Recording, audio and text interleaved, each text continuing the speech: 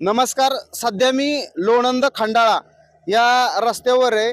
ह्या रस्त्यावरती जे पडलेले खड्डे आहेत, ह्या खड्ड्यांमुळे रात्री 9 ते 9:30च्या दरम्यानमध्ये इथं एक अपघात झाला आणि ह्या अपघातामध्ये कंपनीतून घरी परतत असताना एक युवक इथं जखमी झाला आणि त्याला पुणे येथे रुग्णालयात दाखल केलं आहे.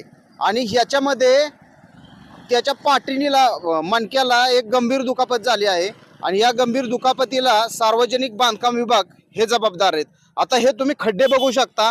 या खड्ड्यांमध्ये भरपूर प्रमाणात अपघातांचं साम्राज्य इथं होतंय.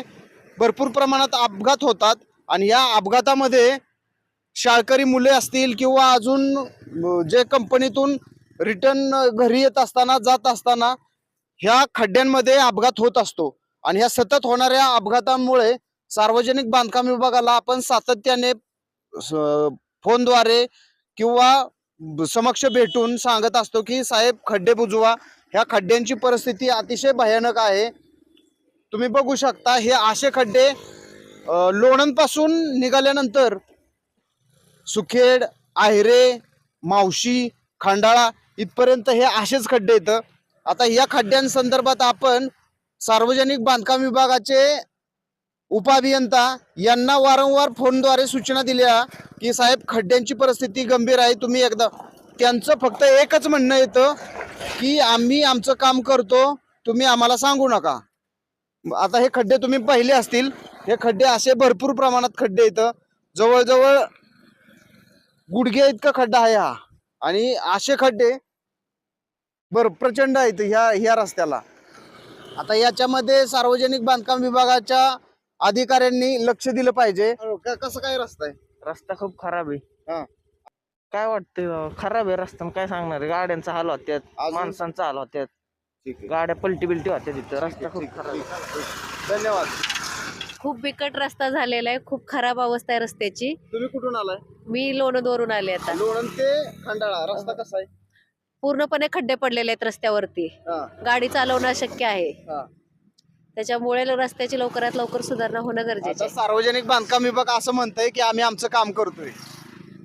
काम करतो तर दिसतंय कुठं मग? खड्डे तर पूर्ण रस्त्यावरतीच आहेत ना.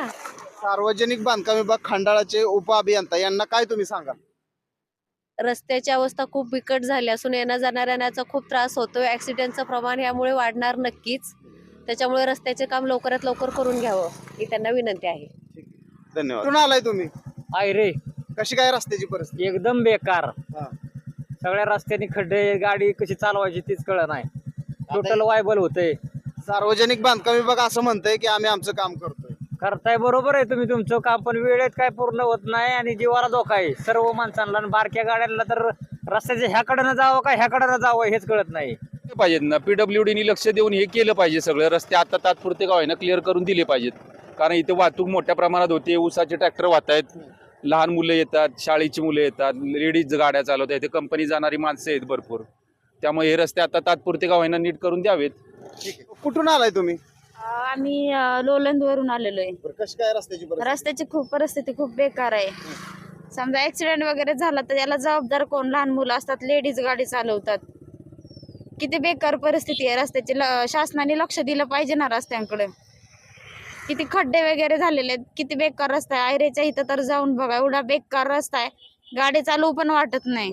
एखादं गेलं बिलं काय झालं त्याच्या मागं पण फॅमिली आहे ना त्याची. मग लक्ष दिलं पाहिजे शासनाने त्याच्याकडे. रस्ता कसा आहे? रस्ता खराब झालाय फार.